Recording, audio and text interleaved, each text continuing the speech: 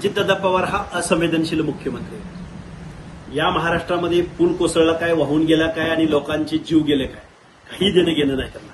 त्यांना फक्त माळेगावची निवडणूक जिंकायची आहे. इकडे एवढी दुःखद घटना घडली, लोक तिकडे पळतायत, महाराष्ट्राचे मदत पुनर्वसन मंत्री तिकडे येत आहेत, महाराष्ट्रातल्या अनेक लोकप्रतिनिधी तिकडे धावत आहेत.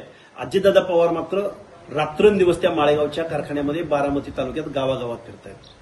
असा या महाराष्ट्राचा उपमुख्यमंत्री असू शकतो? असा या पुणे जिल्ह्याचा पालकमंत्री असू शकतो? मी निषेध व्यक्त करावासा वाटतो या अजितदादा पवारांचा. कारण अजितदादा जनसामान्यांचे जीव जात आहेत. पावसाळ्याच्या तोंडावर आपत्कालीन परिस्थिती ओढावली पुणे जिल्ह्यावरती आणि तुम्ही कारखान्याच्या प्रचारामध्ये रममान होताय. ही लाजिरवाणी गोष्ट आहे. असंवेदनशील मनाचं हे प्रतीक आहे. आणि अजितदादा पवार, तुम्ही कारखानदाराचेच नेते शोभता, तुम्ही कारखानदार म्हणून शोभता. तुम्हाला महाराष्ट्राच्या जनतेचं काहीही देणं घेणं उरलेलं नाही.